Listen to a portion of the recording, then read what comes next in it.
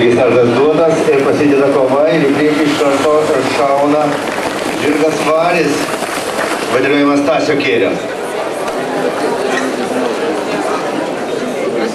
Žirgas Pasaka, manome, sušuoliavo ir dėl to startas, galima sakyti, nepavyko šiam žirgui. Be abejo, žirgai, kurie dar mažiau turi patirties hipodromo takuose, turi problemų ir startuojant. Na, kaip jau minėjome, hipodromas yra paruoštas idealiai, todėl belieka tik tai žirgams rodyti savo rezultatus. Na, o priekyje kovoja dėl pirmosios pozicijos, tai du žirgai, žirgas Agentas ir Varis. Šiuo metu Varis priekyje neryškiai, tačiau lyderio pozicijų neužleidžia ir iki antrojo viražo.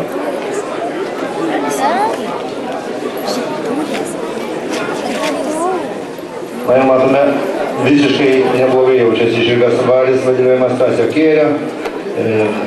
Hipodromo take lyderiauja ir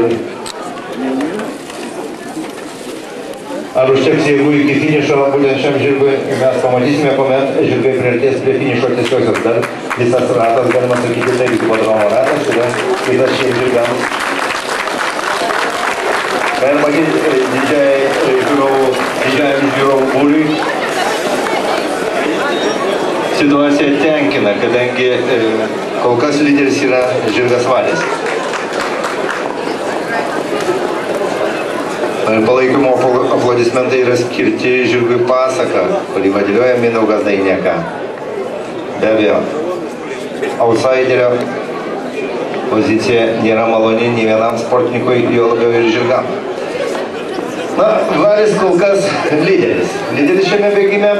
Na, o Agentas kontroliuoja situaciją, sakykime taip, ir viskas išryškės, visos fizinės potencinės galimybės bus išryškintos finišo tiesioje.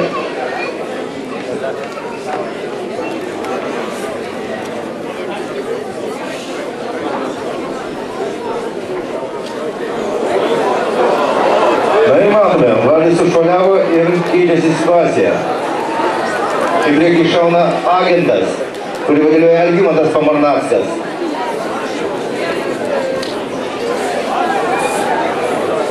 Antroje pozicijoje Vėjas, kurį vadiliuoja Inga Baranovskaja. Na ir štai Varis bando susigrąžinti bent jau finišo poziciją ir kovoja dėl trečiosios vietos. Taigi,